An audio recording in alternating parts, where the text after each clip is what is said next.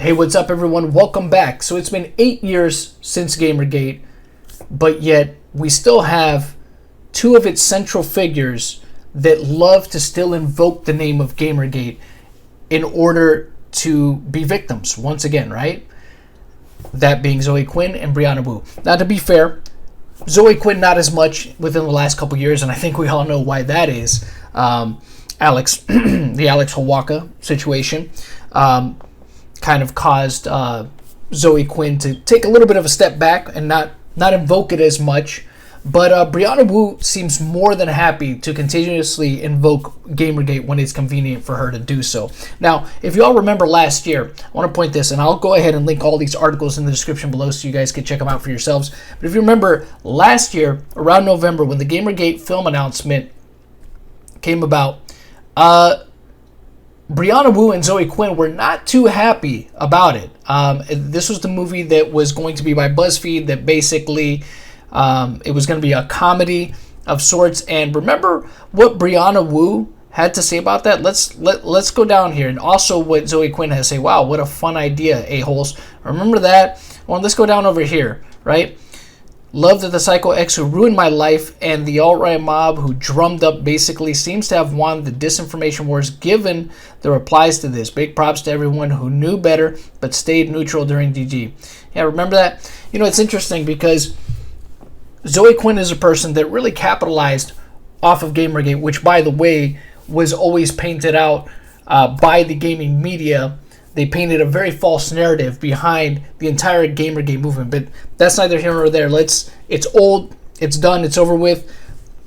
You see here what it says, though. She has since leveraged her post-GamerGate narrative and personality to mainstream success, including an invitation to speak at the United Nations, a memoir, and a Kickstarter campaign that raised over $85,000. Yeah, y'all remember that when Zoe Quinn did that? And yeah, she never did anything with that. Yeah, it's still to this day, as far as I know. I mean, if there's an update, please let me know because I haven't heard of any. But yeah, she kind of took the money and ran, right? Quinn claimed the A-right mob he drummed up basically seems to have on the disinformation words given the replies to this. Yeah, so we know about that, right? But let's go a little bit further. Remember what Brianna Wu said about this, right? Remember this? I really love that the worst event of my life is being turned into a comedy. So, and remember this, and in response to a tweet by Marvel Spider-Man voice actress Felicia Day in which the notable nerd culture personality declared shame on this project and the people making it, Wu stated that she was 1,000% in agreement and found it mystifying why Ellen Page would participate in something, making a comedy out of something that traumatized so many women in the industry. Oh, I'm sorry, Elliot Page now, because it, you know, she was still Ellen Page then. Now it's Elliot Page. Wow, but how much happens in almost a year's time, right? So we remember all this, and people like this locale chiming in on it as well. But let's get caught up a little up to speed. We saw this Brianna Wu to helm new GamerGate TV series aimed at showing how the tactics of GamerGate led to the Christchurch and January, the 1, 2, 3, 4, 5, 6 day. We know about that, and it's interesting, right? Because this person didn't want a comedy made about it, and maybe, hey, a comedy seems a little insulting, I guess, or maybe they didn't want stuff being made light of their so-called trauma, right? But yeah, it's interesting, right? It's okay when Brianna Wu can make a profit off of it, though, right? As long as she's at the helm of it, that's okay, though. She'll exploit the situation for her personal benefit. Granted, this is more about controlling the narrative, in my opinion. I think she's okay with it now because she'll be able to control the narrative in regards to the series. So this article came out. I'll also leave it in the description below because I can't get through every single one of them. But let's go back to some of the things that I'll kind of pick some parts out here to really key on, because the main one I want to get to is the fact that her buddy Zoe Quinn doesn't seem too okay with her doing this either. So at least Zoe Quinn has been consistent with the fact that she's not cool with this being turned into any kind of series, but that's neither here nor there. So let's get to this point right here. Yeah, we see that Oh my gosh, I didn't know that this was happening. We know about that tweet. Gamergate is not going to be a feminist melodrama about death threats. She explained it's fiction. It's going to take place in the industry, and it's going to be about the efforts of an institution to stop an extremist fringe from taking it over and how it feels. Kind of relevant, right? If you say so. It's overwhelmingly fictional characters. Wu continued. Some public figures get mentioned, but the characters are journalists, CEOs, developers, and law enforcement, because the only way to tell the truth about what happened is to make it fiction. I mean, yeah, I guess you could use fictional situations to... You could base them on true events and true stories. There's nothing wrong with that. But it's interesting that, like, all of a sudden, she's okay with this being turned into something when last year she was opposed to it. But again, like I said, I think that's only because now she gets to control the narrative of what's put into this series, right? With the BuzzFeed movie, she couldn't.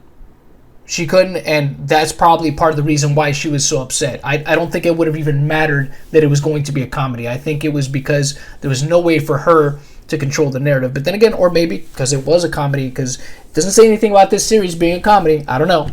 But this is really what I wanted to focus on here, right? Zoe Quinn unhappy with Brianna Wu's plans for GamerGate TV series. If I had been asked, I wouldn't have been okay with it. One of GamerGate's most central figures isn't happy with Brianna Wu's recently announced decision to develop a series based on the 8-year-old internet happening. Announced on October 4th, Wu's series will reportedly aim to explore the origins of the widespread intimidation campaign from the perspective of multiple fictional people in the game industry, from executives to journalists and indie developers. Speaking to the series development, Wu told Deadline, "We're not going to retread the same story told in thousands of news stories from outlets such as the New York Times and Washington Post, plus multiple documentaries like GTFO." I doubt that. I mean, I don't know what more you could really add that people don't already know. I mean, this was something that was pretty much covered. It was run into the ground with the amount of times it was covered. I mean, there was everybody talking about this, and like I said, a concerted effort by the mainstream gaming media to spin an entire false narrative about it. So our series will focus on new fictional people within the industry reacting to a horrific situation, she added, by explaining how they were unable to stop the video game industry from being hijacked by the lunatic fringe. That is just a flat out lie, because that did not happen. We can show how the tactics of Gamergate were the same ones that led to tragedies like the Christchurch and that, right? Sure. Yeah, there's no way to really substantiate any of that. All right. But again, hey, look, it's all fiction. It's all in their make-believe, just like their whole false narrative about Gamergate was make-believe. So it doesn't surprise me that she would say this. However, despite Wu's excitement at the chance to tell a disingenuously slanted interpretation of the events, Zoe Quinn, whose role in sparking the entirety of Gamergate has been routinely documented, and less than thrilled that such a project is moving forward. After reportedly getting a lot of emails about Wu's series, Quinn took to her personal Twitter account on October 6th to inform her followers, "No, I've got nothing to do with that TV show. I've learned about its existence at the same time as the rest of you," she explained. "No, I was not as consulted, etc. And if I had been, I wouldn't have been okay with it. That's all." In a series of follow-up tweets, Quinn further noted that she will continue to reject any oversimplification of Gamergate and leaves out its roots in Supremes and DV and pre-existing societal issues. It capitalized in favor of more convenient and inaccurate narrative about it being solely about women in games. If I am portrayed in it, it's without my involvement or any input on my end, and is happening without my consent. Quinn continued, "If I'm written out of it, well, I'm not sure how you can present it as a story, but that's really not my problem either. I don't want to do any interviews on this. I don't want to give any other statements aside from this." She eventually concluded, "It's bad enough having all this pop up again without any warning or regard for how I might feel about it, so I just try and ignore it. Thank you for understanding." Yeah, well, I wonder how Alex Hawaka's family feels. Quinn, you know what I mean? I wonder how his family feels. As of writing, Wu has not publicly responded to Quinn's criticism. Curiously, though, she found time to issue a statement on Wu's latest endeavor. Quinn still seems unable to find time to provide any update or refund options to backers of her Kickstarter campaign. Kickstarted in the butt, Chuck Tingle Digital Venture, who have gone over 3 years without receiving word of the game's status. Yeah, I sincerely doubt that they're going to get an update status on that. It's been this long. She took that money and ran.